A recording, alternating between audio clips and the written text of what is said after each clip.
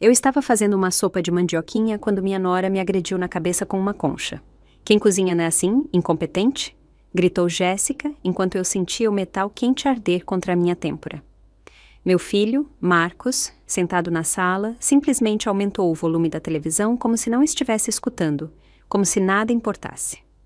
5 minutos depois, um estrondo ensurdecedor veio da cozinha. Panelas, pratos, meu corpo contra o chão. Marcos correu para lá e ficou paralisado na moldura da porta. "Mãe, o que você fez?" Ele sussurrou, olhando para mim, caída entre os escombros da minha própria dignidade. Mas o que nenhum deles sabia naquele momento era que eu ainda tinha uma última carta escondida. Uma carta que mudaria tudo. Meu nome é Carminda Dornelles. Tenho 71 anos, mãos calejadas por décadas amassando pão para os outros e um coração que até há pouco tempo acreditava cegamente na lealdade familiar. Que tola eu fui, que cega estive. Faz 6 meses que enterrei meu marido, Elias. 50 anos de casamento evaporaram em uma tarde de abril, quando seu coração decidiu parar enquanto ele regava os gerânios no quintal. Eu o encontrei ali, ajoelhado, com a mangueira ainda pingando água sobre seus sapatos. Desde aquele dia, meu mundo se tornou silêncio e fotografias amareladas. Fiquei sozinha em uma casa grande demais, rodeada de lembranças que doíam ao tocar. Marcos, meu único filho, insistiu para que eu me mudasse com ele e a esposa. "Você não pode ficar sozinha, mãe. Na sua idade é perigoso." Ele parecia preocupado ao telefone. Eu queria acreditar nele. Eu precisava acreditar. Então, empacotei minha vida em 4 malas e deixei para trás a casa onde criei meu filho, onde Elias e eu dançávamos na cozinha aos domingos, onde cada canto guardava pedaços de nós. O apartamento de Marcos e Jéssica era moderno, com pisos brilhantes e móveis que pareciam ter saído de uma revista de decoração. Jéssica, minha nora, me recebeu com um sorriso que não alcançava seus olhos. "Bem-vinda, Carminda", disse ela, sem me chamar de sogra, sem me chamar de mãe. Apenas Carminda, como se eu fosse uma estranha. Desde o primeiro dia, soube que havia cometido um erro, mas já era tarde para voltar atrás. Instalei-me no quarto de visitas, uma acomodação pequena no fim do corredor, com uma janela que dava para um beco escuro.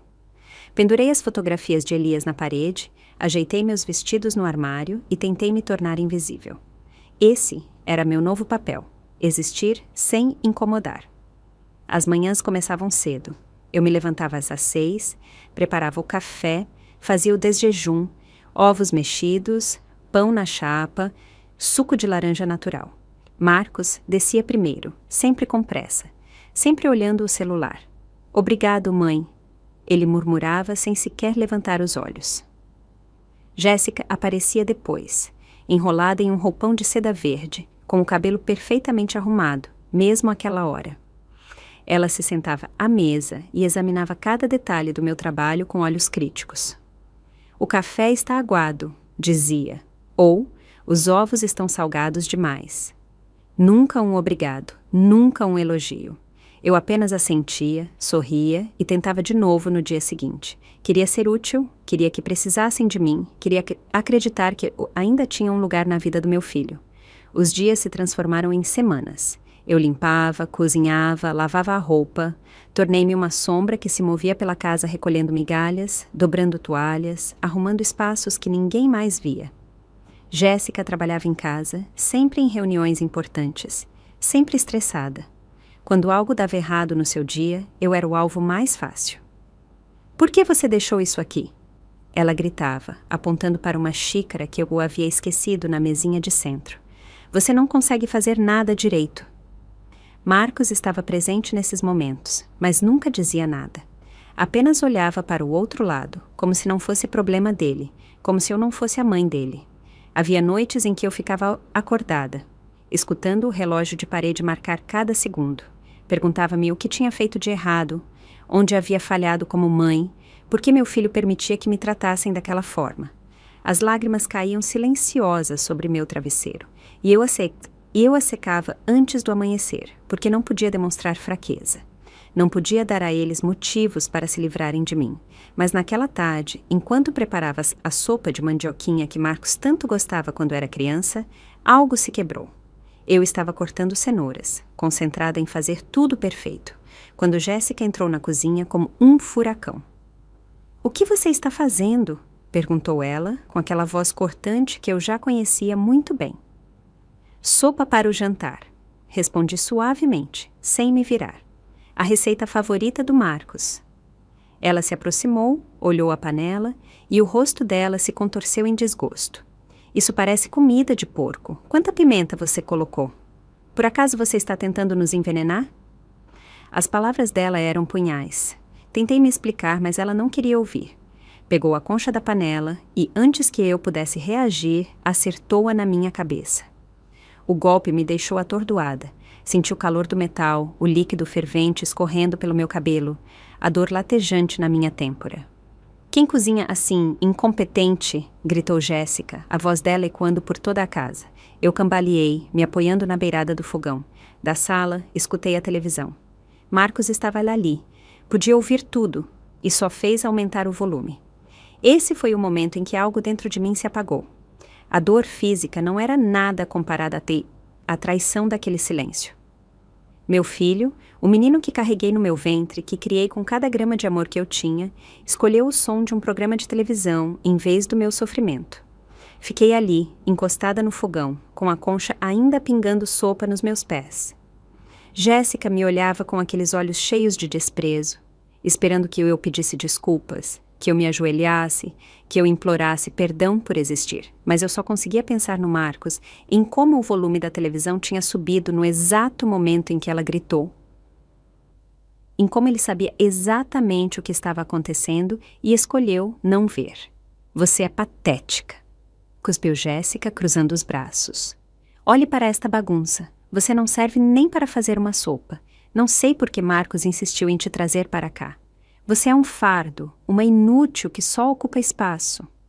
Cada palavra era um tapa.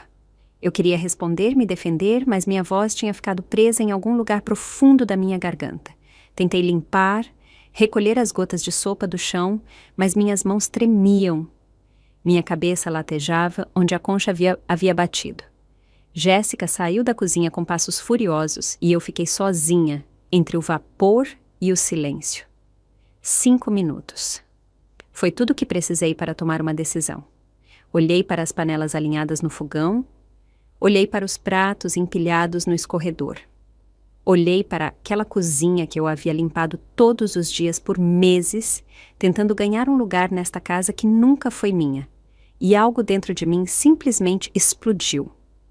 Não foi planejado, não foi calculado, foi puro instinto de sobrevivência. Peguei a panela maior, a que continha a sopa que ela tanto havia criticado, e a esvaziei na pia. O líquido quente desceu pelo ralo com um som quase violento. Depois, peguei outra panela e mais outra. Deixei-as cair. Algumas no chão, outras contra o balcão da cozinha. Os pratos escorregaram das minhas mãos. As xícaras se estilhaçaram, os talheres voaram pelo ar. Foi um estrondo caótico, libertador, necessário. Escutei os passos apressados de Marcos. "O que foi isso?" Ele gritou do corredor. Quando chegou à cozinha, parou de repente. O rosto dele empalideceu ao me ver ali, rodeada de panelas viradas, sopa espalhada, pratos quebrados. Havia um fio de sangue na minha têmpora, onde a concha havia me acertado. "Mãe, o que você fez?" Ele sussurrou, mas não se aproximou. Não me tocou, apenas me olhava como se eu fosse a culpada de tudo. Jéssica apareceu atrás dele, e a expressão de horror dela rapidamente se transformou em fúria. "Ela está louca! Sua mãe está completamente louca!" Guinchou, apontando para mim como se eu fosse um animal perigoso. "Olhe para esta bagunça. Ela destruiu toda a minha cozinha. Ligue para alguém, Marcos. Essa mulher precisa ser internada." Marcos me olhou. Eu olhei para ele de volta, esperando que dissesse alguma coisa, que me defendesse, que ao menos perguntasse por que eu havia feito aquilo. Mas ele apenas balançou a cabeça, decepcionado, envergonhado. "Mãe, por quê? Por que você faz essas coisas?" "Por quê?" repeti, e minha voz soou rouca, quebrada. "Sua esposa me agrediu com uma concha quente, Marcos. Me agrediu. E você aumentou o volume da televisão." As palavras saíram como facas. Ele piscou, confuso ou talvez fingindo confusão. "Eu não escutei, mãe. Eu não..." Não sabia. Mentiroso. A palavra flutuou entre nós como veneno. Você estava aí. Você escutou tudo e escolheu não fazer nada. Jéssica se interpôs entre nós, o rosto vermelho de raiva. Eu não vou tolerar isso. Não vou viver sob o mesmo teto que esta velha ingrata que não respeita nada. Marcos, você tem que escolher. Ou ela vai embora, ou eu vou embora. O silêncio que se seguiu foi pior que qualquer grito. Eu olhava para meu filho, implorando com os olhos que ele me escolhesse, que se lembrasse de quem o criou, quem passou noites sem dormir quando ele estava com febre, quem trabalhou em 2 empregos para pagar a faculdade, mas Marcos olhava para o chão. As mãos nos bolsos, derrotado. Me desculpe, mãe, ele murmurou finalmente, mas eu acho que é melhor você procurar outro lugar. Isso não está funcionando. Você está causando problemas. Você precisa ir. O mundo parou. Meu coração parou. Tudo parou. Você está me expulsando? Perguntei, embora já soubesse a resposta. Sua esposa me agride e você me expulsa? Não é assim, mãe. É só que Jéssica e eu precisamos do nosso espaço. Você precisa da sua independência. Vai ser melhor para todos. Ele falava com frases ensaiadas, palavras vazias que outra pessoa havia colocado na boca dele. Meu filho não estava mais ali. Restava apenas um estranho com o rosto dele. Quando? Perguntei, sentindo as lágrimas começarem a queimar atrás dos meus olhos. Amanhã de manhã. Eu chamo um táxi. Você pode ficar em um hotel enquanto encontrar algo permanente. Eu ajudo com algumas despesas. No início. Ele estava me demitindo como se fosse uma funcionária. Nem sequer tinha a coragem de me olhar nos olhos. Naquela noite, eu não dormi. Fiquei sentada na beirada da cama, olhando as fotografias de Elias, perguntando-me o que ele diria se pudesse me ver agora.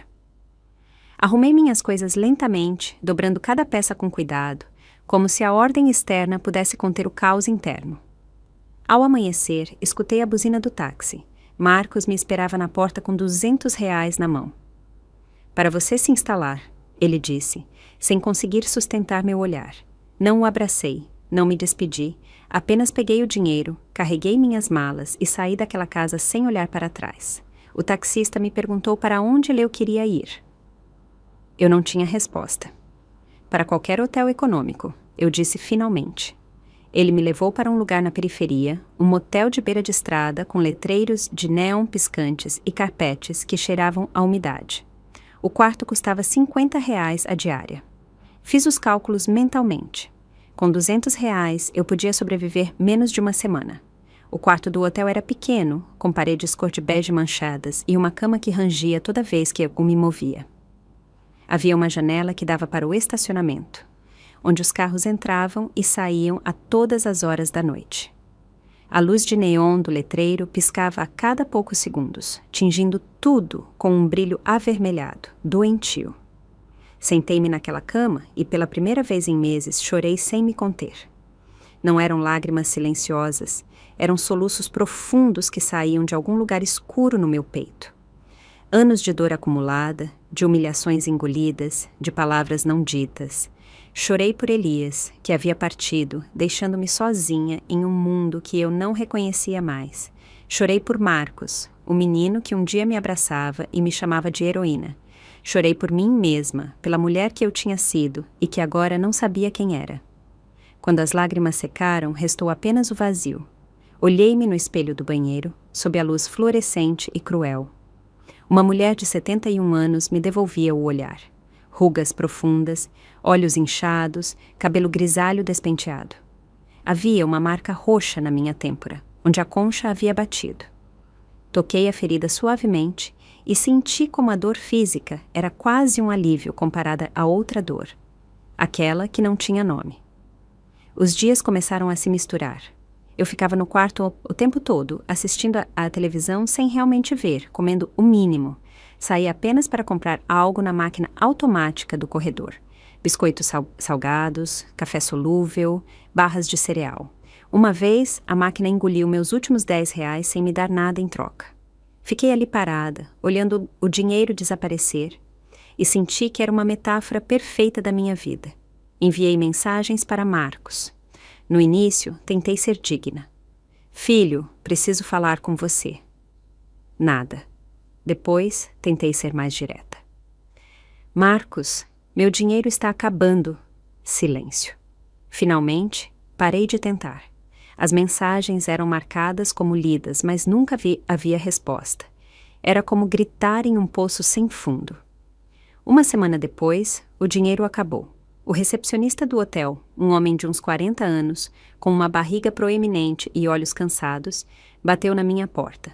Dona Carminda, preciso que pague ou desocupe o quarto. A voz dele não era cruel, apenas profissional, indiferente. Expliquei minha situação, implorei por mais um dia, mas ele apenas balançou a cabeça. Sinto muito, senhora. São as regras. Voltei a arrumar minhas malas. 4 malas que agora pesavam como cadáveres. Eu as arrastei pelo estacionamento sob um sol escaldante, sem saber para onde ir.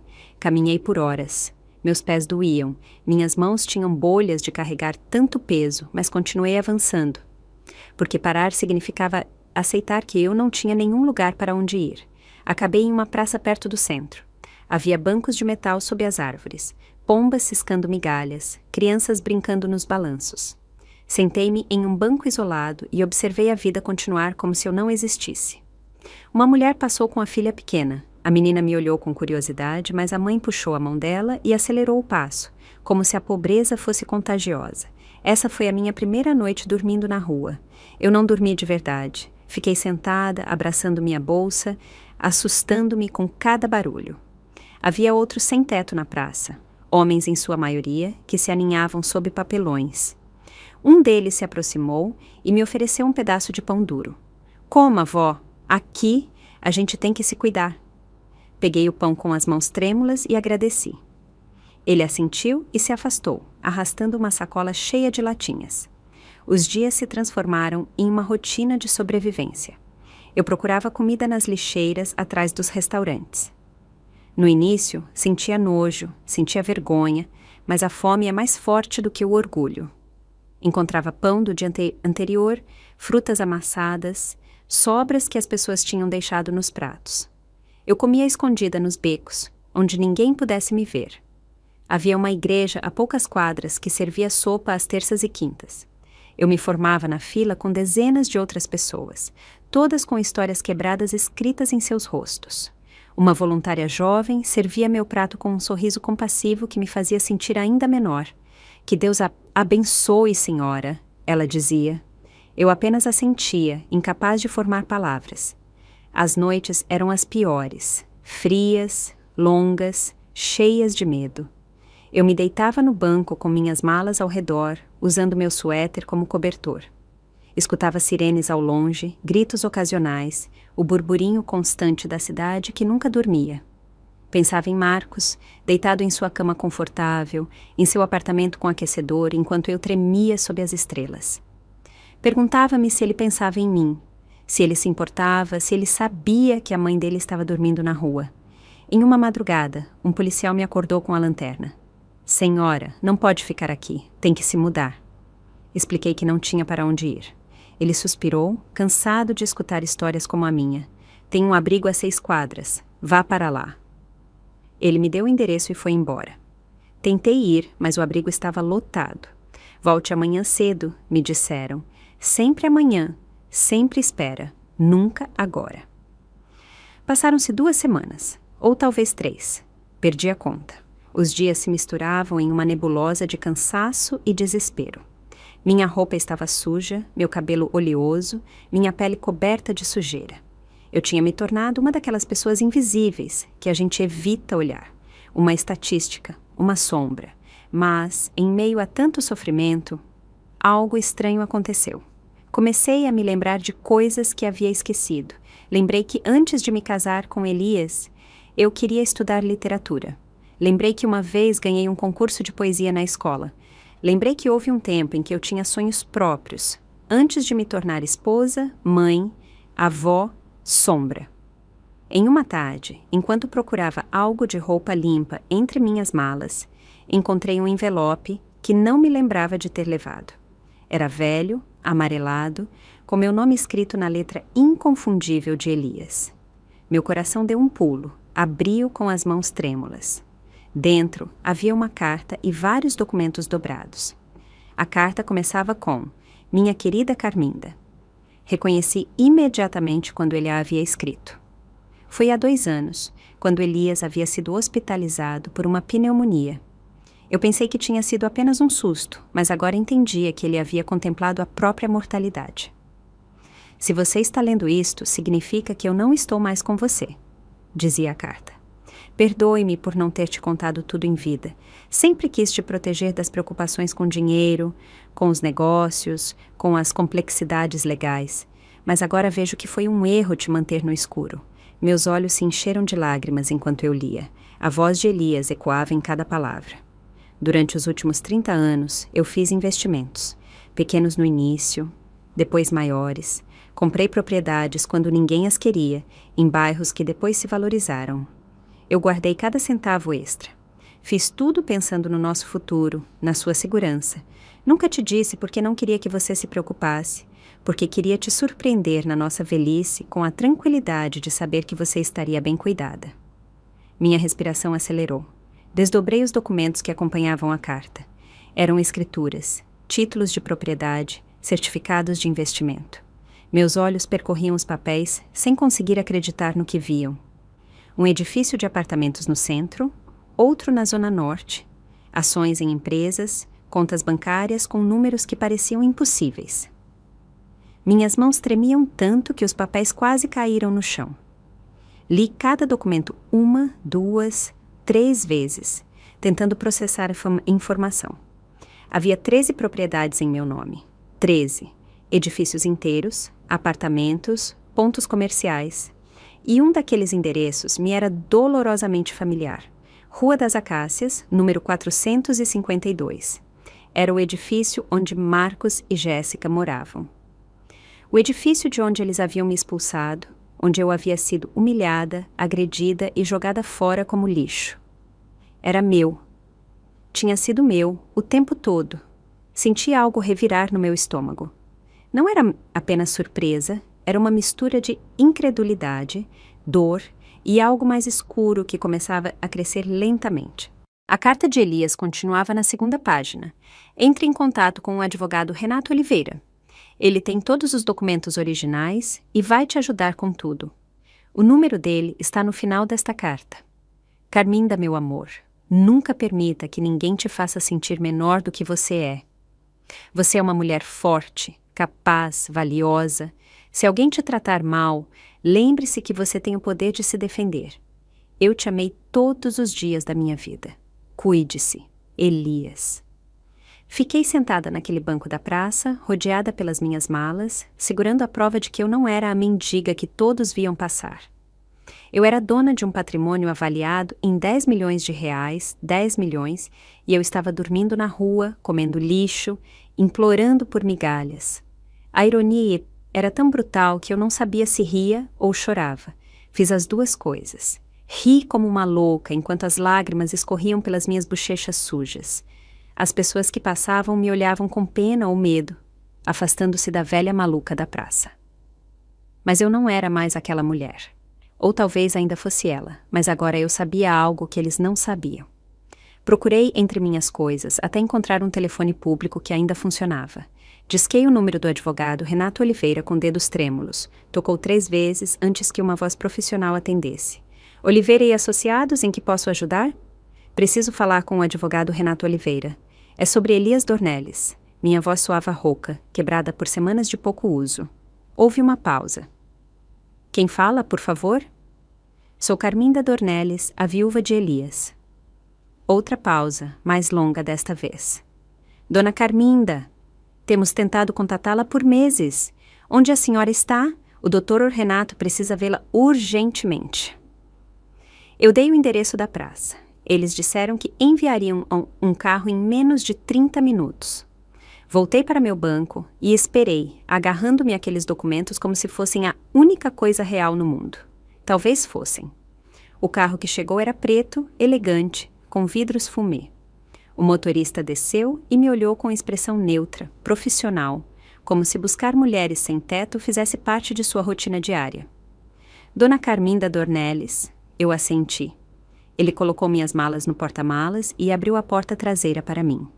O interior cheirava a couro e aromatizante caro. Eu me sentia suja, fora do lugar, mas não me importava mais. O escritório ficava na Avenida Paulista, em um daqueles edifícios de vidro que refletiam o céu. Subimos em um elevador silencioso até o 15º andar. A recepcionista me olhou de cima a baixo, mas não disse nada. Apenas apontou para um corredor. O Dr. Oliveira está esperando a senhora na sala dele. Renato Oliveira era um homem de uns 50 anos, com cabelo grisalho perfeitamente penteado e óculos de aro fino. Ele se levantou quando entrei e por um segundo vi surpresa em seu rosto ao notar meu estado, mas rapidamente a substituiu por uma expressão profissional. Dona Carminda, por favor, sente-se. Posso lhe oferecer uma água? Café? Água. Por favor. Minha voz era apenas um sussurro. Ele serviu um copo de uma jarra de cristal e me entregou. Bebi como se estivesse há dias sem água, o que de certo modo era verdade. Dona Carminda, tentamos localizá-la desde que o seu senhor Elias faleceu. Deixamos recados na sua antiga casa, enviamos cartas. Seu filho nos disse que a senhora havia se mudado, mas não nos forneceu um endereço de contato. Meu filho. A palavra saiu amarga. Meu filho me expulsou da casa dele há 3 semanas. Eu estava vivendo na rua. O advogado franziu a testa. Eu entendo, lamento muito ouvir isso, mas quero que saiba que sua situação econômica é muito sólida. Seu marido foi um homem extremamente previdente. A senhora revisou os documentos que ele lhe deixou? Tirei o envelope da minha bolsa e o coloquei sobre a mesa. Eu os encontrei ontem. Não entendo tudo o que dizem. Renato os revisou cuidadosamente, assentindo. Estes são duplicatas. Eu tenho os originais certificados aqui. Permita-me explicar sua situação atual. Dona Carminda, a senhora é proprietária de 13 imóveis na cidade, avaliados em aproximadamente 10 milhões de reais no total. Além disso, tem investimentos em fundos e ações no valor de 2 milhões adicionais. Seu marido também deixou 3 contas bancárias com dinheiro disponível, aproximadamente 500 mil reais. Os números flutuavam no ar como algo irreal. 10 milhões de reais. E eu estava procurando comida em lixeiras. Não pode ser real, sussurrei. É completamente real, Dona Carminda. E há mais uma coisa que a senhora precisa saber. Um dos edifícios que a senhora possui fica na Rua das Acácias, número 452. Assenti lentamente. É correto. Então, a senhora deve saber que seu filho, Marcos Lins, e a esposa, Jéssica, ocupam o apartamento 301 desse edifício. Eles têm morado lá sob um contrato de aluguel reduzido que seu marido lhes concedeu há 5 anos. Eles pagam apenas R$ 800 mensais por um apartamento que, no mercado, valeria 5 mil. Era um favor familiar que o senhor Elias lhes havia concedido. R$ 800.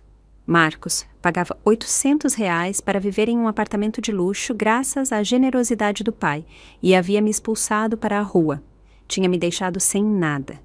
O advogado continuou falando, explicando detalhes sobre impostos, a administração de propriedades, mas eu mal escutava. Minha mente estava processando outra coisa. Posso cancelar esse contrato? Perguntei de repente, interrompendo-o. Renato parou e me olhou com atenção. A senhora é a proprietária, Dona Carminda. Pode fazer o que quiser com suas propriedades. No entanto, há procedimentos legais que devemos seguir. A senhora não pode simplesmente expulsá-los sem aviso prévio. Não quero expulsá-los ainda. As palavras saíram frias, calculadas. Quero que eles ajustem o aluguel para o preço de mercado, R$ 5 mil. Diga a eles que paguem isso. O advogado assentiu lentamente. Isso está dentro dos seus direitos. Teremos que notificá-los com 30 dias de antecedência sobre a mudança nos termos do contrato. A senhora tem certeza de que quer prosseguir? Completamente certa. Renato tomou notas em seu computador. Muito bem, prepararei os documentos necessários. Agora, Dona Carminda, há assuntos mais imediatos que devemos resolver. Sua situação de moradia, por exemplo. A senhora tem várias opções. Pode se mudar para qualquer uma de suas propriedades que estejam desocupadas, ou posso ajudá-la a encontrar um lugar temporário enquanto decide o que fazer. Quero ver os outros edifícios. Todos. Quero saber exatamente o que eu tenho. Claro, podemos organizar visitas a partir de amanhã. Enquanto isso, permita-me providenciar-lhe um quarto de hotel, um lugar apropriado onde possa descansar e se recuperar. Ele se levantou e fez uma ligação. Em minutos, tudo estava coordenado. Um hotel 5 estrelas no centro, suíte executiva, tudo pago pela minha própria conta. Antes de eu sair, Renato me entregou um cartão de débito. Este dá acesso a uma de suas contas correntes, a R$50 mil disponíveis para despesas imediatas. Use o que precisar. E, Dona Carminda, mais uma coisa. Seu marido me pediu para lhe dizer algo se a senhora algum dia viesse me ver em circunstâncias difíceis. Ele me fez prometer. Ele pegou um envelope lacrado de uma gaveta. Ele me disse textualmente: se minha Carminda vier até você, golpeada pela vida, entregue isto a ela e diga-lhe que eu sempre soube que ela era mais forte do que acreditava ser. Peguei o envelope com mãos que já não tremiam tanto. Abri-o ali mesmo, na frente do advogado. Era outra carta de Elias, esta mais curta, escrita com tinta preta em um papel grosso. Meu amor, se você está lendo isto, significa que alguém te feriu o suficiente para que você procurasse ajuda. Conheço o seu orgulho. Sei como é difícil para você pedir algo. Mas quero que saiba uma coisa. Eu construí isso para você. Cada propriedade, cada investimento, cada centavo economizado foi pensando no dia em que eu não estivesse mais aqui e você precisasse se defender. Não permita que ninguém, nem mesmo o nosso próprio sangue, te faça sentir pequena. Você é gigante, Carminda. Sempre foi. Agora demonstre isso. As lágrimas escorriam pelas minhas bochechas enquanto eu lia. Renato teve a delicadeza de olhar para o lado, fingindo revisar uns papéis. Dobrei a carta cuidadosamente e a guardei junto com a outra. Elias havia sabido. De alguma forma, ele havia sabido que um dia eu precisaria disso, que precisaria de um escudo, uma armadura, um castelo só meu. O hotel era tudo o que minha vida havia deixado de ser. Carpetes macios, lençóis que cheiravam a lavanda, um banheiro com banheira de mármore. Fiquei parada no meio da suíte por vários minutos, apenas olhando. Parecia irreal. 24 horas atrás, eu estava dormindo em um banco de praça. Agora eu estava em um quarto que custava R$600 a diária. A primeira coisa que fiz foi tomar um banho. Enchi a banheira com água quente até a borda e me submergi completamente. A água escureceu com a sujeira de semanas. Esfreguei minha pele até doer. Lavei meu cabelo 3 vezes. Eliminei cada rastro da rua do meu corpo. Quando saí, me enrolei em um roupão branco que estava pendurado atrás da porta. Era tão macio que quase me fez chorar de novo. Pedi serviço de quarto. Sopa, pão recém-assado, frango assado, salada, sobremesa. Quando a comida chegou em um carrinho com toalha de mesa branca, sentei-me para comer lentamente, saboreando cada mordida.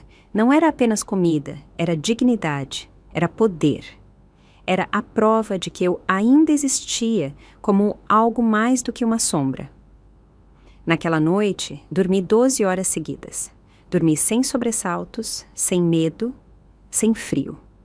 Quando acordei, o sol entrava pelas cortinas e por um momento não me lembrei onde estava. Depois, tudo voltou. Os documentos, o dinheiro, as propriedades, minha nova realidade. Durante os dias seguintes, Renato me levou para ver cada uma das minhas propriedades, edifícios de apartamentos, pontos comerciais, até mesmo um pequeno shopping na Zona Sul. Cada lugar representava anos de trabalho silencioso de Elias. Investimentos feitos com paciência e visão. Ele me explicou como tudo funcionava, os contratos de aluguel, a manutenção, a receita mensal. Eu escutava e tomava notas como uma estudante aplicada. A receita líquida de todas as suas propriedades soma aproximadamente R$45 mil mensais. Ele me disse um dia, enquanto revisávamos relatórios em seu escritório. Após impostos e despesas de manutenção, a senhora está vendo uma receita anual de cerca de R$400 mil. Isso sem tocar no capital principal. R$400 mil por ano. E eu estava implorando por um prato de sopa na igreja. A ironia continuava brutal. Mas agora havia algo mais. Havia um plano se formando na minha mente. Um plano frio, calculado, paciente. Renato, preciso que façamos algumas mudanças. Eu disse em uma tarde. Mas preciso que sejam feitas de forma discreta, sem que ninguém saiba que sou eu quem está por trás. Ele se recostou na cadeira intrigado. Que tipo de mudanças? Primeiro, o edifício na Rua das Acácias. Quero aumentar o aluguel do meu filho para o preço de mercado, como dissemos. Mas também quero que você revise todos os outros contratos naquele edifício. Se houver outros acordos especiais, preços reduzidos, favores que estejam sendo concedidos, quero que tudo volte às tarifas normais. Todos, sem exceção. Quero que esse edifício opere como um negócio de verdade, não como uma organização de caridade. Renato assentiu e tomou notas. Pode ser feito. O que mais? Quero comprar roupas novas, quero mudar minha aparência e quero um nome comercial, algo que eu use para assinar documentos, para aparecer em contratos. Não quero que ninguém saiba que Carminda Dornelles é a dona de tudo isso. Podemos criar uma entidade legal, uma pessoa jurídica. Escolhemos o nome e todos os documentos são assinados sob esse nome. A senhora será a beneficiária oculta. É perfeitamente legal e muito comum no setor imobiliário. Perfeito. Chame-a de Mendoza Empreendimentos. Durante as 2 semanas seguintes, eu me transformei. Fui a salões de beleza onde cortaram e tingiram meu cabelo, cobrindo os grisalhos com um castanho elegante. Fui a boutiques, onde funcionários atenciosos me ajudaram a escolher roupas que me caíssem bem, que me fizessem parecer a mulher de recursos que agora eu era.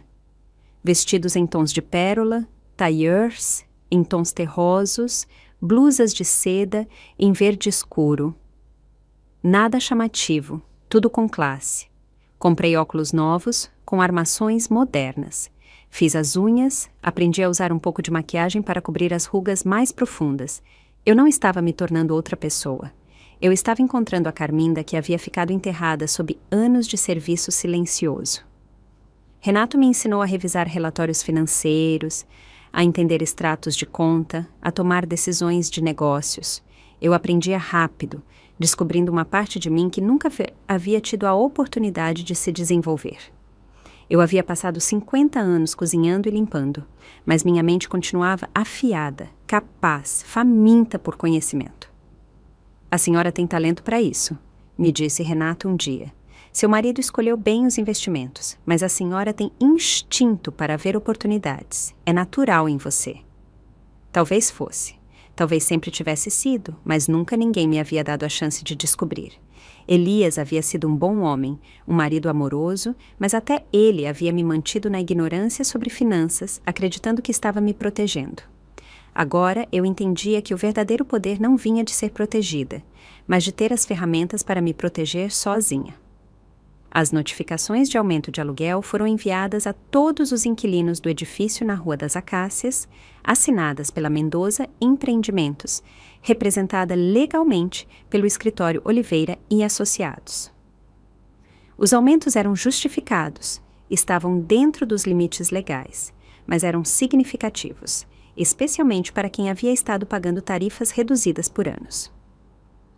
Renato me informava sobre as reações. Alguns inquilinos ligavam furiosos, outros tentavam negociar. Há um apartamento em particular que ligou 7 vezes.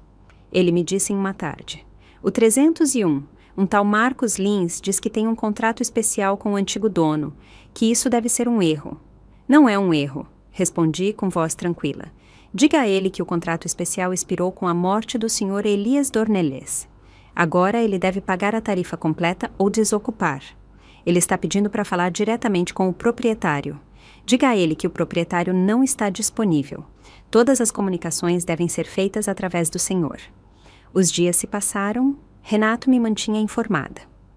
O Sr. Lins está tentando conseguir um empréstimo para cobrir o novo valor do aluguel. Aparentemente, ele e a esposa estão vivendo acima de suas possibilidades. Tem dívidas de cartão de crédito, um carro financiado.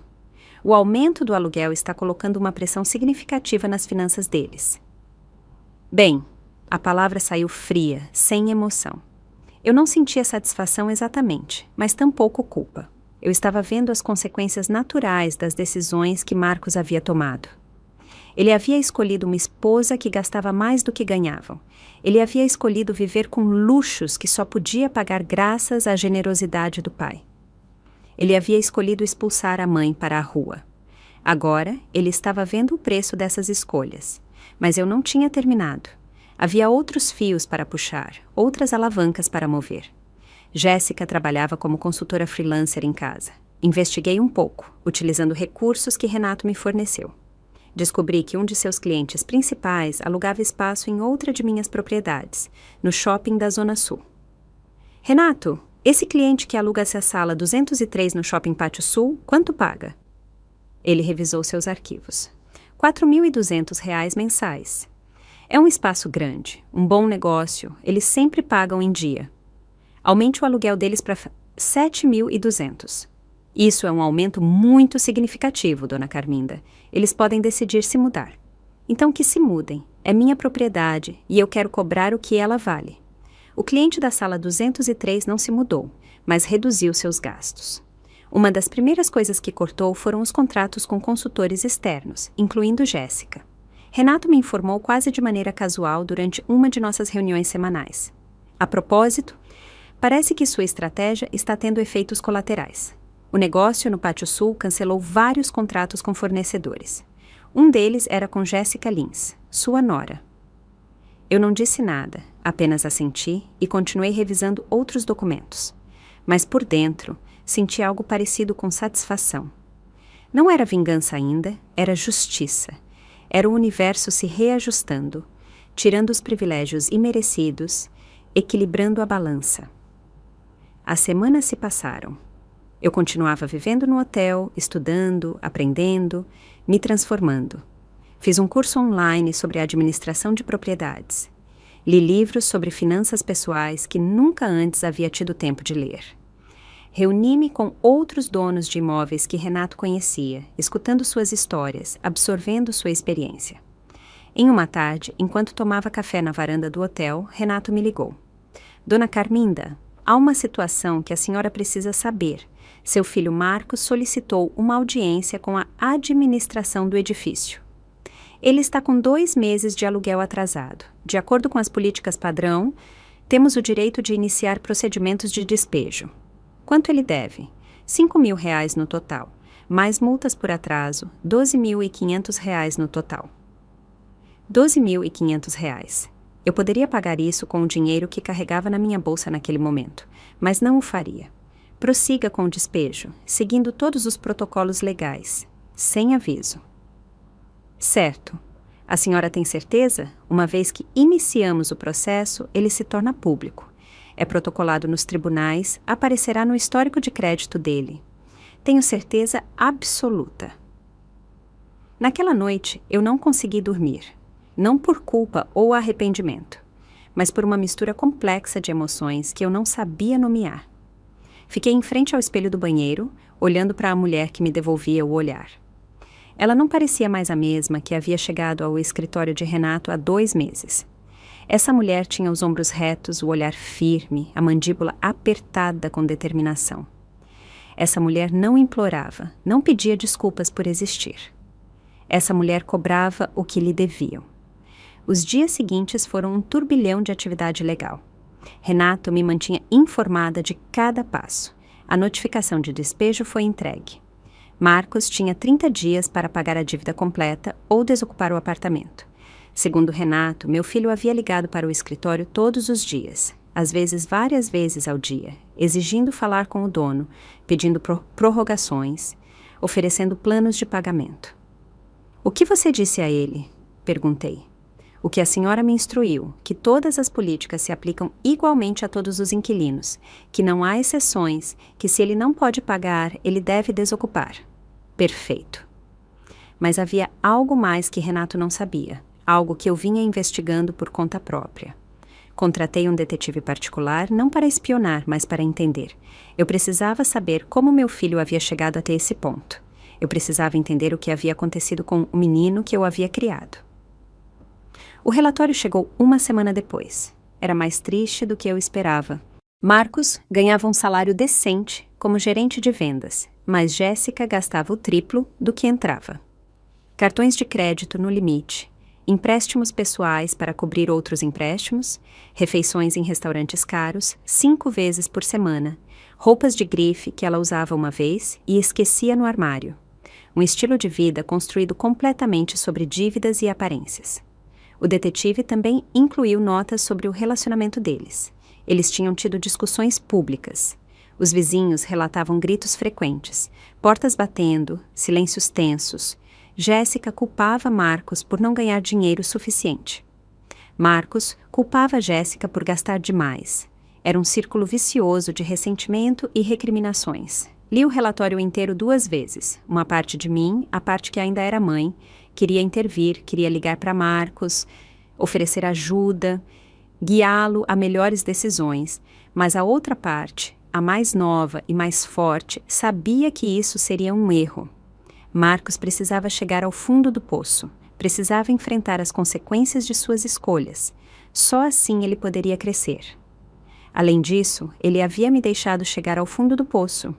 Ele havia me visto no chão da cozinha dele, sangrando, humilhada, e havia aumentado o volume da televisão. Ele havia me expulsado para a rua com R$ 200 e a vaga promessa de me ajudar. Ele não havia ligado para verificar se eu estava viva, não havia perguntado se eu tinha onde dormir. Ele não se importara. Essa era a verdade que doía mais do que qualquer golpe físico. Meu filho havia parado de se preocupar comigo muito antes de me expulsar de casa. Talvez ele nunca tivesse se importado de verdade. Talvez ele me visse apenas como uma obrigação, um fardo herdado que finalmente havia encontrado uma maneira de descartar.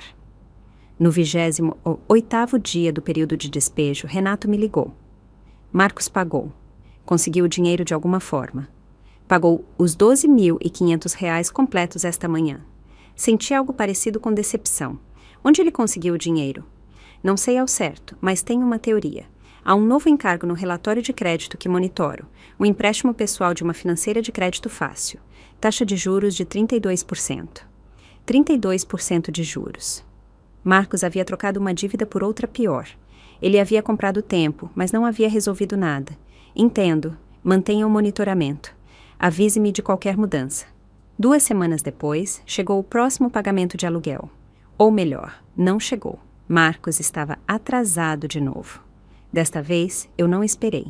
Inicie o processo de despejo imediatamente, eu disse a Renato. Sem advertências adicionais. Aplicamos as regras ao pé da letra. Enquanto tudo isso acontecia no mundo legal e financeiro, eu continuava com minha transformação pessoal. Eu me matriculei em aulas de yoga nas manhãs, não porque precisasse de exercício, embora isso também ajudasse, mas porque precisava aprender a ficar em silêncio comigo mesma, a respirar, a existir sem o barulho constante de servir aos outros. Também comecei a escrever. Comprei um caderno de couro marrom e uma caneta elegante, e escrevia todas as noites antes de dormir. Não um diário exatamente, mas reflexões, pensamentos sobre quem eu havia sido, quem eu era agora, quem eu queria ser. Escrevia sobre Elias, sobre nossos anos juntos, sobre as coisas que nunca lhe disse. Escrevia sobre Marcos, sobre a maternidade, sobre como o amor às vezes não é suficiente. Em uma tarde, enquanto tomava café na varanda do hotel, uma mulher mais velha sentou-se na mesa ao lado da minha. Ela devia ter 80 anos, talvez mais, com cabelo branco perfeitamente arrumado e olhos azuis penetrantes. Desculpe incomodar, disse ela com voz suave, mas havia aqui várias vezes, sempre escrevendo, sempre sozinha. E isso me lembra de mim mesma há alguns anos. Sorri educadamente, esperando que fosse um preâmbulo para me vender algo ou me pregar um sermão, mas ela apenas continuou. Eu também passei por uma transformação tardia na vida. Depois que meu marido morreu, descobri que não sabia quem eu era sem ele. Eu tinha sido esposa, mãe, avó, mas nunca apenas eu mesma. Então, tive que aprender. É o seu caso também. As palavras dela me atingiram com uma precisão desconfortável. Algo assim, admiti. O difícil não é descobrir quem você é, disse ela, olhando para o horizonte. O difícil é se dar permissão para ser essa pessoa, especialmente quando a pessoa que você descobre não é quem os outros esperam que você seja. Ela me olhou diretamente. Mas vale a pena. Totalmente vale a pena. Ela se levantou, deu um tapinha no meu ombro e foi embora.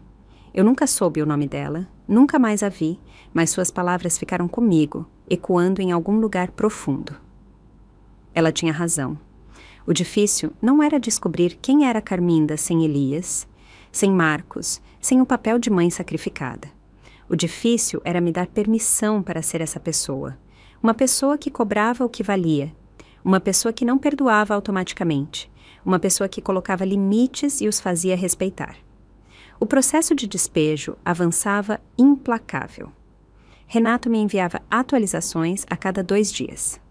Marcos havia contratado um advogado barato que tentava encontrar brechas para atrasar o inevitável. Argumentavam que o aumento de aluguel havia sido excessivo, que certos protocolos não tinham sido seguidos, que eles mereciam mais tempo. Mas Renato havia feito tudo ao pé da letra. Cada documento estava em ordem, cada notificação havia sido entregue corretamente. Não havia escapatória. A audiência de despejo está marcada para a próxima quinta-feira, Renato me informou em uma tarde. É uma formalidade. Com a documentação que temos, o juiz decidirá a nosso favor. Seu filho terá que desocupar em um máximo de 10 dias após a sentença. Eu estarei lá, eu disse de repente. Renato levantou as sobrancelhas, surpreso. Na audiência? Não é necessário, dona Carminda. Eu posso representá-la completamente. Na verdade, é melhor se a senhora não estiver presente. Mantém seu anonimato. Quero estar lá na sala, mas não como parte envolvida, apenas como observadora. É possível. Ele pensou por um momento. As audiências de despejo são públicas. Qualquer pessoa pode entrar e se sentar nos bancos do fundo. Contanto que não a reconheçam, não há problema. A quinta-feira chegou com um céu cinzento que ameaçava chuva. Vesti-me com cuidado, escolhendo um talher cinza escuro e uma blusa de seda em tom marfim. Prendi o cabelo em um coque baixo, coloquei os óculos novos, uma maquiagem discreta. Olhei-me no espelho e vi uma mulher que Marcos não reconheceria. Eu não era mais a mãe encurvada que cozinhava sopa na cozinha dele. Eu era outra pessoa, alguém mais forte. O fórum era um edifício antigo, com corredores que cheiravam a papel velho e café ralo. Cheguei cedo e me sentei no último banco da sala 3, onde a audiência seria realizada. Havia outras pessoas esperando seus próprios casos, todas com aquela expressão de ansiedade e cansaço que o sistema legal produz. Marcos chegou 15 minutos antes da hora marcada. Vinha com Jéssica e o advogado deles, um homem jovem, com um terno que já tinha visto dias melhores. Meu filho parecia terrível, havia perdido peso. Tinha olheiras profundas, o cabelo despenteado. Jéssica, por outro lado, estava perfeitamente arrumada, com um vestido verde esmeralda, elegante demais para um tribunal, saltos altos, maquiagem impecável. Mas sua expressão era de fúria mal contida. Eles se sentaram na frente, de costas para mim. Eu os observava como quem assiste a uma peça de teatro distante, analítica. Jéssica sussurrava coisas no ouvido de Marcos, gestos bruscos, claramente irritada. Ele apenas assentia, derrotado, sem energia para discutir. O advogado deles revisava papéis com uma expressão preocupada. Renato chegou exatamente na hora, impecável em seu terno preto, maleta de couro na mão. Não me olhou, conforme havíamos combinado. Sentou-se do outro lado, organizado, confiante. Ele conhecia o ofício e sabia que tinha um caso sólido. A juíza entrou. Uma mulher de uns 60 anos, com expressão severa e movimentos eficientes. Caso número 3.478. Mendoza Empreendimentos versus Marcos Lins, anunciou o secretário. O advogado de Marcos se levantou primeiro. Argumentou que o aumento de aluguel havia sido excessivo, que seu cliente havia morado no apartamento por 5 anos com bom histórico de pagamento, que merecia consideração especial. A voz dele soava pouco convincente, até para ele mesmo. Ele sabia que estava perdendo. Renato se levantou com calma. Apresentou os documentos, o contrato original, as notificações de aumento, os avisos de pagamento em atraso, tudo perfeitamente organizado. Explicou que o contrato especial havia sido uma cortesia do proprietário anterior, agora falecido, e que a nova administração havia decidido normalizar todos os aluguéis ao preço de mercado, o que era completamente legal e justificado. Além disso, meritíssima, continuou Renato. O réu não apenas se recusou a pagar o novo valor do aluguel, mas acumulou 2 meses de atraso. Pagou sob pressão de despejo em uma ocasião, mas voltou a cair em mora imediatamente. Isso demonstra um padrão de incapacidade ou falta de vontade de cumprir suas obrigações contratuais. A juíza revisou os documentos em silêncio. Olhou para Marcos. Sr. Lins, é correto que o senhor deve atualmente 2 meses de aluguel sob os novos termos? Marcos se levantou com dificuldade. Sim, meritíssima, mas é que o aumento foi tão repentino. Nós não tivemos tempo de nos ajustar. Se pudesse nos dar uma prorrogação, apenas 3 meses para... Sr. Lins, a juíza o interrompeu com tom firme. O senhor foi notificado com 30 dias de antecedência sobre a mudança dos termos. O que a lei exige? O senhor teve tempo suficiente para se ajustar ou procurar outro lugar? O senhor tem o dinheiro devido neste momento? Marcos olhou para seu advogado, depois para Jéssica, depois para o chão. Não, meritíssima, não neste momento. Então, não tenho outra opção a não ser decidir a favor do requerente. Sr. Lins, o senhor tem 10 dias para desocupar o imóvel. Caso não o faça voluntariamente, será realizado um despejo forçado. Próximo caso. O martelo bateu na mesa. Tudo tinha acabado em menos de 20 minutos. Marcos ficou paralisado em seu lugar, como se não pudesse processar o que acabara de acontecer. Jéssica explodiu. Isso é injusto! A senhora não pode fazer isso! Nós temos direitos! Ela gritava para a juíza, mas já era tarde. O caso seguinte estava sendo anunciado. O advogado dela a pegou pelo braço, tentando tirá-la da sala antes que fosse acusada de desacato. Jéssica resistiu, gritando coisas incoerentes sobre corrupção e abuso. Marcos a seguiu em silêncio, arrastando os pés, a imagem da derrota. Eles passaram pelo meu banco sem me olhar. Eu era apenas mais uma pessoa na sala, invisível, irrelevante. Eu os segui com o olhar até que saíram. Então fiquei sentada mais alguns minutos, deixando a realidade se assentar. Eu havia ganhado legalmente. Formalmente, eu havia ganhado. Mas não sentia a euforia que esperava. Apenas uma espécie de vazio, como depois de uma tempestade. Saí do fórum por uma porta lateral. Renato havia me dito que me esperaria em um café próximo. Eu o encontrei em uma mesa no fundo, já com 2 xícaras de café servidas. Bom, ele disse quando me sentei. Correu como planejamos. Sim. Como a senhora se sente? Pensei na pergunta. Como eu me sentia? Estranha, admiti finalmente. Como se tivesse fechado uma porta, mas ainda não sei o que há do outro lado. Renato assentiu com compreensão. O que a senhora fez hoje não foi cruel, dona Carminda. Foi apenas justo. Seu filho tomou decisões que o trouxeram até aqui. A senhora simplesmente permitiu que ele enfrentasse as consequências naturais dessas decisões. Eu sei, racionalmente eu sei, mas ele ainda é seu filho, ele completou. Isso nunca muda, mesmo quando eles mudam. Tomamos café em silêncio. Renato não me pressionou para falar mais. Ele era bom nisso, em saber quando o silêncio era mais útil do que as palavras. Depois de um tempo, ele pegou uma pasta de sua maleta. Tenho que lhe mostrar algo. Chegou esta manhã uma solicitação de um dos seus outros inquilinos no edifício Acácias. Abri a pasta. Era uma carta escrita à mão, endereçada a Mendoza Empreendimentos. Foi escrita por uma mulher chamada Patrícia Silva, inquilina do apartamento 105. Ela explicava que era mãe solteira com 2 filhos, que trabalhava como enfermeira no turno da noite, que sempre havia pago o aluguel em dia. Pedia muito respeitosamente se era possível reconsiderar o aumento do aluguel no caso dela, ou pelo menos escalonar o aumento ao longo de vários meses.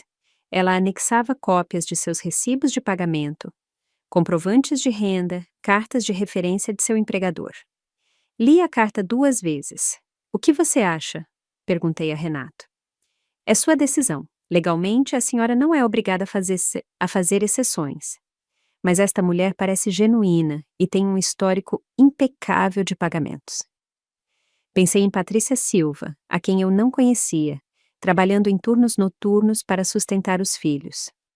Pensei em quantas vezes eu havia estado na posição dela, implorando por um pouco de consideração, um pouco de clemência. Aceite a proposta dela, eu disse. Escalone o aumento em 6 meses e diga-lhe que, se continuar pagando em dia, consideraremos manter o aluguel dela abaixo do valor de mercado de forma permanente. Renato sorriu levemente. Isso é muito generoso. Não é generosidade, é reconhecer a diferença entre alguém que está lutando de verdade e alguém que está apenas fugindo da responsabilidade. Assinei a aprovação ali mesmo. Era uma linha que eu havia decidido traçar. Eu seria dura com aqueles que me haviam ferido, com aqueles que abusavam de privilégios imerecidos. Mas eu não me tornaria o tipo de pessoa que ignora o sofrimento real. Eu não me tornaria Jéssica. Os dias seguintes foram tensos. Renato me informava sobre as tentativas desesperadas de Marcos de reverter a decisão. Ele havia apelado da sentença, o que apenas atrasaria as coisas por mais uma semana. Ele havia tentado conseguir empréstimos adicionais, mas seu crédito já estava destruído. Havia colocado anúncios vendendo móveis eletrônicos, qualquer coisa de valor. A apelação foi rejeitada em 3 dias. O juiz de apelações nem sequer exigiu uma audiência, apenas revisou os documentos e confirmou a sentença original. Marcos tinha agora menos de uma semana para desocupar. Segundo o detetive particular, que ainda monitorava a situação, meu filho e Jéssica haviam começado a fazer as malas, mas as discussões entre eles tinham se intensificado drasticamente. Os vizinhos relatam gritos todas as noites. O detetive me informou por telefone. Ontem, a senhora Jéssica saiu do prédio com 2 malas e pegou um táxi. Não voltou. Parece que está ficando como uma amiga. E Marcos? Ele continua lá, sozinho, apenas arrumando as coisas. Um dos vizinhos diz que o viu chorando no corredor ontem à noite, enquanto levava caixas para o elevador.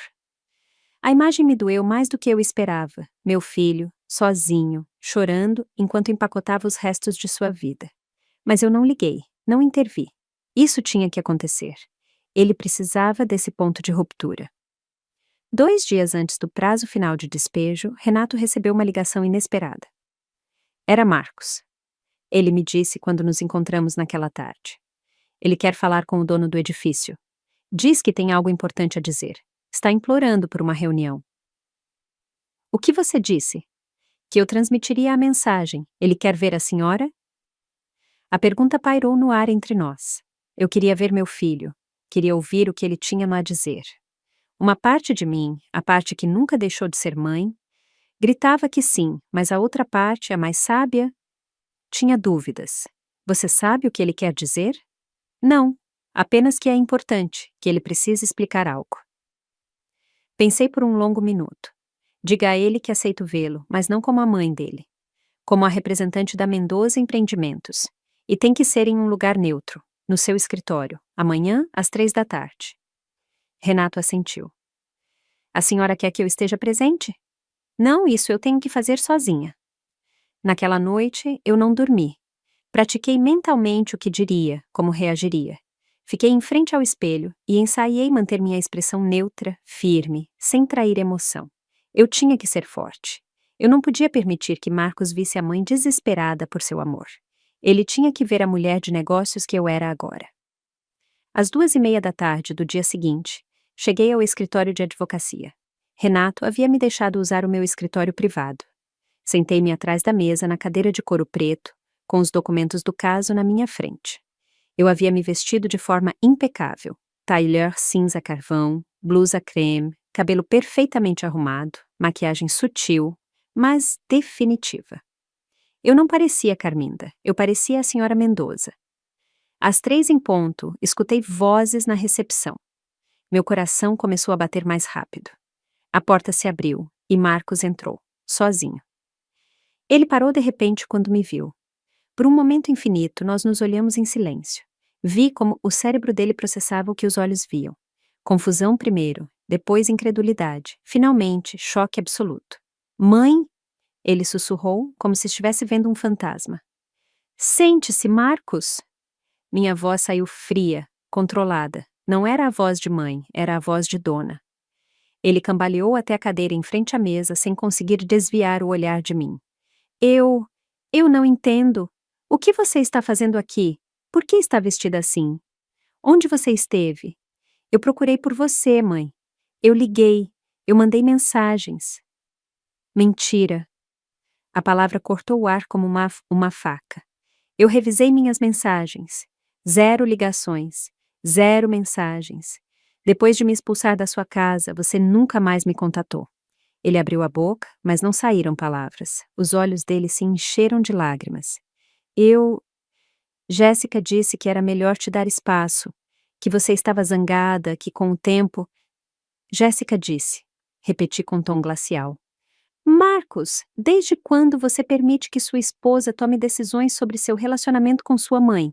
Não foi assim, As coisas estavam complicadas, o dinheiro, o trabalho...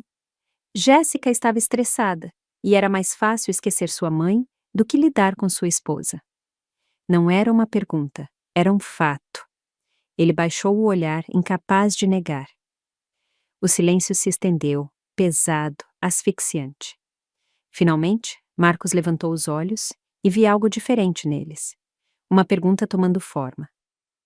Mãe, o que você faz aqui? Neste escritório, vestida assim? Por que o advogado deixou você usar a sala dele? Eu respirei fundo. Este era o momento. Eu não estou usando a sala dele, Marcos. Ele me emprestou porque eu sou cliente dele. Eu sou a Mendoza Empreendimentos. A cor sumiu do rosto dele. O quê? O edifício onde você mora. Os outros 12 edifícios nesta cidade, os investimentos, o dinheiro, tudo é meu. Seu pai me deixou. Sempre foi meu, e você tem pago aluguel para viver na minha propriedade. Marcos se levantou tão rápido que a cadeira quase caiu. Não, isso não. Papai nunca mencionou. Por que você não disse nada? Minha voz subiu levemente, permitindo que um pouco da raiva contida viesse à tona. Para que você e Jéssica me tratassem como a inquilina de vocês, além de sua empregada. Para que pedissem mais favores, mais descontos, mais considerações especiais. Nós não sabíamos, ele gritou. Se tivéssemos sabido que você... O quê? Eu o interrompi, ficando de pé também. Teriam me tratado melhor? Teriam me respeitado mais? Marcos, o respeito não deveria depender de quanto dinheiro alguém tem. Eu era sua mãe. Isso deveria ter sido o suficiente. Ele desabou na cadeira de novo, a cabeça entre as mãos. Os ombros dele tremiam. Ele estava chorando. Me desculpe, ele soluçou. Sinto muito mesmo, mãe. Eu fui um covarde. Deixei Jéssica te tratar mal. Deixei que ela te expulsasse. Aumentei o volume da televisão quando ela estava te machucando porque eu não queria enfrentá-la, porque era mais fácil sacrificar você do que arriscar meu casamento. As palavras que eu esperava ouvir por meses finalmente tinham saído da boca dele, mas eu não sentia a satisfação que esperava, apenas cansaço. E agora, Marcos, você só sente isso porque descobriu que eu tenho dinheiro. Porque eu sou a dona do edifício onde você mora. Você teria vindo se desculpar se ainda pensasse que eu era uma velha pobre sem recursos?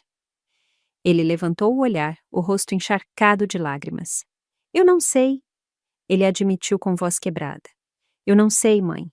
E isso é o pior. Eu não sei que tipo de pessoa eu me tornei. Eu não reconheço o homem que fez essas coisas, que deixou a mãe na rua, que escolheu o conforto em vez da decência. Ao menos ele estava sendo honesto. Isso era alguma coisa. Sentei-me de novo, mais calma. Seu casamento está desmoronando, não é? Ele assentiu miseravelmente. Jéssica foi embora há 3 dias. Diz que não vai ficar com um perdedor que nem consegue pagar o aluguel. Diz que merece algo melhor, que a culpa é toda minha. E o que você pensa? Eu acho que ela tem razão. Eu acho que sou um perdedor. Perdi meu emprego há 2 semanas. Fui demitido por chegar atrasado constantemente, por estar distraído, por causa do estresse. Tenho dívidas de mais de R$150 mil. Meu crédito está destruído e em 2 dias vou ficar sem ter onde morar. Ele riu amargamente. Irônico. Eu deixei você sem casa e agora estou na mesma situação. Não é irônico, eu disse suavemente. É karma. Ele me olhou com olhos vermelhos e inchados. Você veio me ver sofrer? É isso que você queria? Vingança? A pergunta me deteve. Era isso que eu queria? Eu havia passado semanas movendo peças, puxando fios, aplicando pressão. Eu havia visto meu filho desmoronar pedaço por pedaço. E agora que ele estava aqui na minha frente, completamente quebrado, eu me sentia satisfeita? Não, eu disse finalmente, surpresa com minha própria resposta. Eu não queria vingança, eu queria justiça. Eu queria que você entendesse como é ser descartado, ignorado, tratado como se não valesse nada. Eu queria que você chegasse ao fundo do poço para poder começar a se reconstruir de maneira correta. E eu consegui? Ele perguntou com voz quase inaudível. Eu cheguei ao fundo do poço.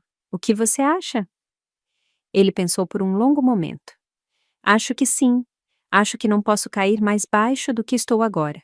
Sem emprego, sem esposa, sem dinheiro, sem casa, sem dignidade, sem você.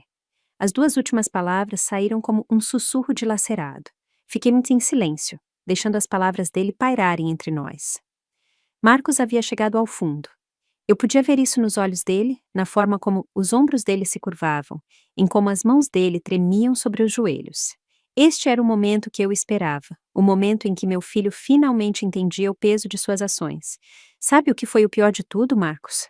Eu disse finalmente. Não foi o golpe da concha, não foi dormir na rua, não foi procurar comida no lixo. Foi o som da televisão aumentando de volume, foi saber que meu próprio filho me escutou gritar de dor e escolheu não fazer nada. Ele soluçou, cobrindo o rosto com as mãos. Me desculpe, sinto muito. Se eu pudesse voltar no tempo... Mas você não pode, eu o interrompi. Ninguém pode. Só podemos decidir o que fazer com o tempo que nos resta.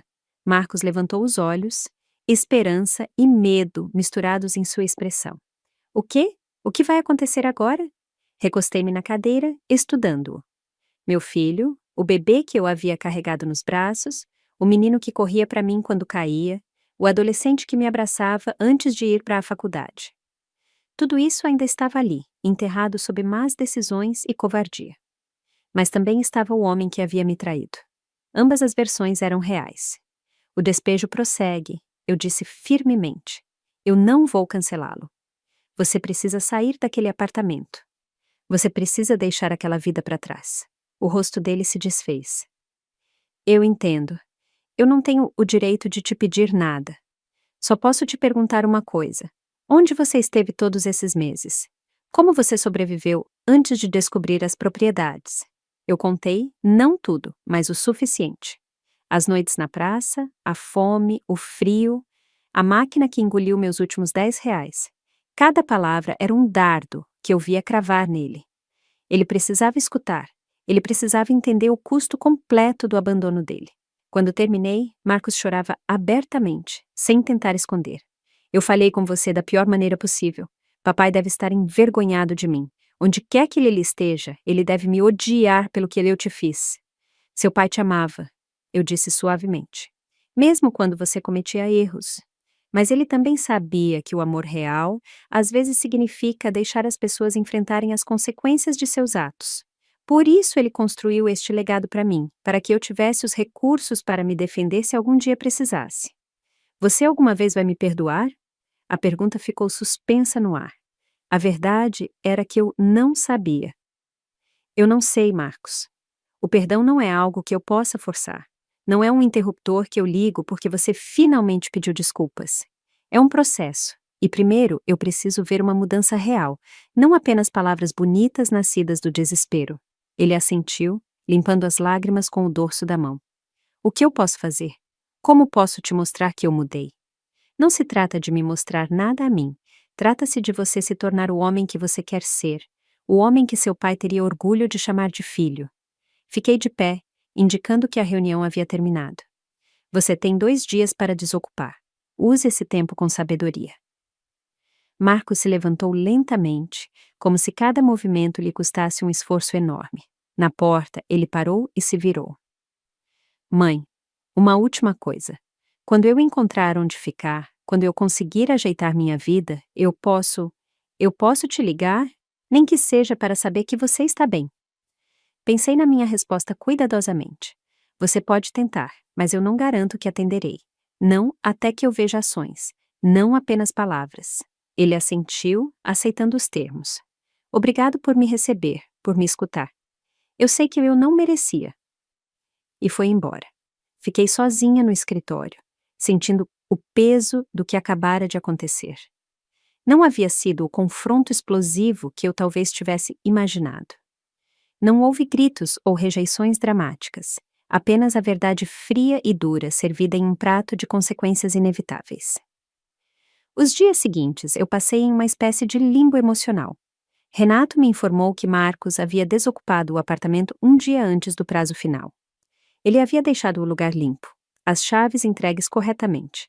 Segundo o porteiro do edifício, ele havia saído em um táxi com apenas 3 malas e uma expressão de derrota total. Você sabe para onde ele foi? Perguntei, odiando-me por perguntar. Não, dona Carminda, ele não deixou dito. Uma parte de mim queria investigar, descobrir onde ele estava, garantir que ele tivesse pelo menos um teto sobre a cabeça, mas eu me contive. Marcos era um adulto. Ele precisava resolver isso por si mesmo. Eu não podia continuar resgatando-o. Jéssica, por sua vez, havia desaparecido completamente. Segundo minhas fontes, ela havia voltado a morar com os pais em outra cidade, culpando Marcos por tudo. Ela havia postado coisas nas redes sociais sobre homens fracos e tempo perdido, mas nunca mencionou seu próprio papel no desastre. Típico. Com o apartamento desocupado, decidi fazer mudanças. Contratei um designer e renovamos completamente o espaço. Pisos novos, pintura fresca, eletrodomésticos modernos. O apartamento 301 se tornou a joia do edifício. Eu o aluguei em menos de uma semana para uma jovem profissional por R$ 6.000 mensais. Mas o edifício não era a única coisa que precisava de renovação. Eu também decidi que era hora de deixar o hotel e criar um lar de verdade. Escolhi uma de minhas propriedades, uma casa pequena em um bairro tranquilo, com um jardim que dava para o sul. Tinha 2 quartos, uma cozinha com janelas grandes e uma varanda de madeira perfeita para as manhãs. Passei semanas decorando-a. Não contratei designers. Desta vez, eu queria fazer sozinha. Escolhi móveis simples, mas elegantes. Pendurei fotografias de Elias na sala, mas também deixei espaço para novas memórias. Plantei rosas no jardim, tomates em vasos, ervas aromáticas ao lado da janela da cozinha. Matriculei-me em aulas de pintura em um centro comunitário próximo. Descobri que eu não era terrível. Minhas primeiras tentativas foram desastrosas, manchas de cor sem forma ou sentido. Mas com o tempo comecei a criar coisas de que gostava. Paisagens simples, naturezas mortas, autorretratos que capturavam quem eu estava me tornando. Também comecei a fazer trabalho voluntário no abrigo que eu havia tentado visitar naquela noite terrível, quando não tinha para onde ir. Eu servia comida 2 vezes por semana. Escutava histórias de outras pessoas sem teto, entendendo que cada uma tinha seu próprio caminho para o desespero. Eu doava generosamente, mas também dava algo mais valioso, meu tempo e minha empatia. Em uma tarde, enquanto servia sopa, reconheci alguém.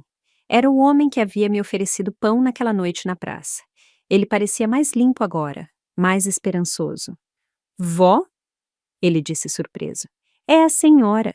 Parece diferente. Eu sou, respondi, sorrindo. Eu me encontrei. 3 meses se passaram sem notícias de Marcos. Ele não ligou, não escreveu. Parte de mim estava aliviada. Outra parte sentia a ausência dele como uma ferida que não fechava, mas eu seguia em frente. Continuei construindo minha vida, descobrindo quem era Carminda, além de ser mãe, esposa, sombra. Então, em um sábado de manhã, enquanto eu regava as rosas, meu telefone tocou. Número desconhecido. Hesitei antes de atender. Oi, mãe. A voz de Marcos, mas diferente, mais firme. Sou eu. Eu sei que você disse que talvez não atendesse, mas eu precisava tentar. Meu coração bateu mais rápido. Onde você está? Em um apartamento pequeno do outro lado da cidade. Nada chique. Só um kitnet. Mas é meu. Eu pago com meu trabalho novo. Estou trabalhando em um armazém. Não é glamuroso, mas é honesto. Estou pagando minhas dívidas, aos poucos. Senti algo se afrouxar no meu peito. Fico feliz em saber disso. Mãe, eu não estou ligando para pedir nada. Só queria que você soubesse que eu estou tentando. Eu vou à terapia todas as semanas. Estou trabalhando para entender por que tomei as decisões que tomei, por que deixei Jéssica me transformar em alguém que eu não reconheço. Isso é bom, Marcos. Realmente bom. Houve uma pausa. Você acha que algum dia a gente poderia talvez tomar um café? Não precisa ser logo. Quando você estiver pronta, se é que algum dia vai estar pronta. Olhei para as rosas que eu havia plantado, agora florescendo em tons de coral e amarelo. Olhei para a casa que eu havia transformado em meu santuário. Olhei para a vida que eu havia construído das cinzas. Talvez, eu disse finalmente, algum dia, quando ambos estivermos prontos. Tudo bem, eu posso esperar. Aprendi a ser paciente. A voz dele falhou levemente. Eu te amo, mãe. Eu sei que não tenho o direito de dizer isso depois de tudo, mas é a verdade. Eu sei, eu sussurrei e desliguei. Sentei-me na varanda com uma xícara de chá, deixando o sol da manhã aquecer meu rosto. Eu não havia perdoado Marcos completamente. Talvez eu nunca perdoasse de todo, mas havia algo mais importante do que o perdão. Eu havia encontrado a paz. Eu havia encontrado minha força, havia encontrado minha voz. Peguei meu caderno e escrevi. Aprendi a me perdoar por ter esperado tanto para me defender. Aprendi que o amor próprio não é egoísmo, é sobrevivência, é dignidade. É a base sobre a qual tudo mais é construído. O vento moveu as folhas das árvores. Um pássaro cantou em algum lugar próximo. E eu, Carminda Dornelles, de 71 anos, proprietária de 13 edifícios, sobrevivente de traição e abandono, mulher renascida das próprias cinzas, simplesmente existia, completa, livre, minha. Gostou da minha história? Se assistiu até o fim, comenta 1. Se curtiu, pode me apoiar dando like no vídeo ou mandando uma pequena doação. No meu canal tem várias outras histórias de vida como essa. Se inscreve e confere. Coloquei 2 novas histórias na tela que todo mundo adorou.